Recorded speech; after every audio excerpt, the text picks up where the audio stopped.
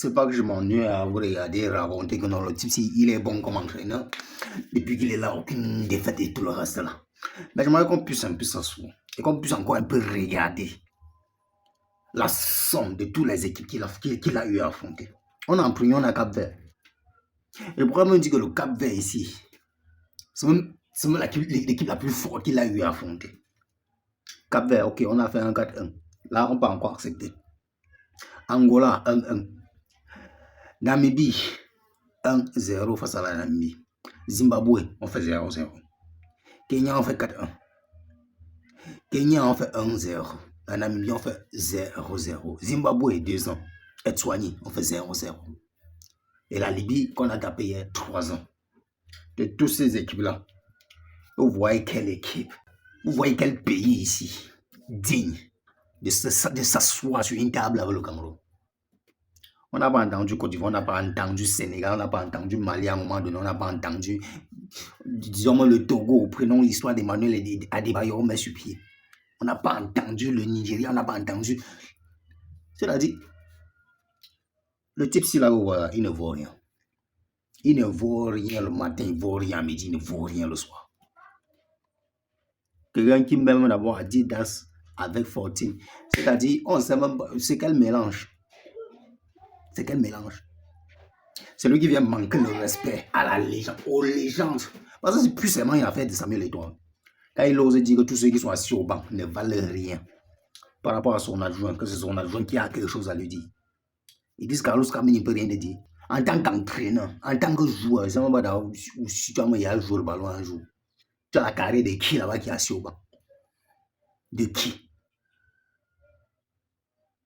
Tu viens te mettre là debout, tu fais des petites prestations avec des clubs.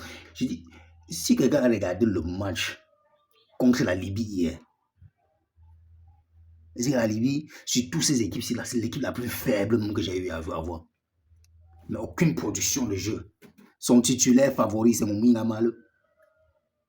L'un des joueurs les plus nuls, c'est-à-dire l'un des couloirs, c'est pas pour dire l'un des plus nuls, c'est le plus nul de toute l'histoire du Cameroun. Il le prend, il le met au terrain. Son souci, c'est que non, il s'entoure des gens qui sont contre Samuel Eto'o. Contre la FECAFOOT de Samuel Eto'o. Il manipule les joueurs, il leur donne des directives à suivre, on les écrit un discours et puis les gars viennent s'asseoir là. Même lui, c'est les problèmes. Vincent Aboubakar, tu t'ingères dans ce genre de conneries là. Les joueurs que je supportais, vous partez vous mettre derrière. Les joueurs que je supposais que vous aviez un peu quelque chose. Vous partez vous mettre derrière, vous voulez pousser le soutien. À qui? Vous-même, vous n'êtes pas sûr que le type là, il sait ce qu'il fait. Et regardez vous-même les équipes là. 6 victoires contre 4 matchs nuls. 10 matchs. C'est-à-dire que si on vous place devant la Côte d'Ivoire maintenant, devant le Nigeria qui est en train de perdre en désordre maintenant là, vous pouvez jouer. Vous pouvez jouer. Celui-ci peut faire un classement tactique capable de battre la Côte d'Ivoire, celui-ci là. Pour Maroc jouer quoi. On go Maroc jouer Mouminga malheureux. Je suis dépassé mon gars, je suis écœuré. Je suis dépassé. Cela vient à parler de jouer jambon. C'est-à-dire, non les gars, moi je ne veux pas utiliser les mêmes expressions. Parce que moi, tout footballeur qui joue,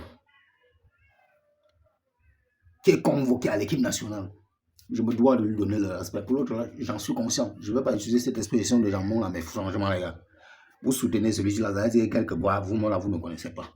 Vous ne connaissez pas le ballon. Vous ne connaissez pas le ballon. Vous allez affronter la Côte d'Ivoire en face des poules au Maroc. Nous, on est en train de faire la bouche. Il va falloir récompenser notre bouche là. On ne vous supporte pas pour rien. On ne vous supporte pas pour encaisser la honte après.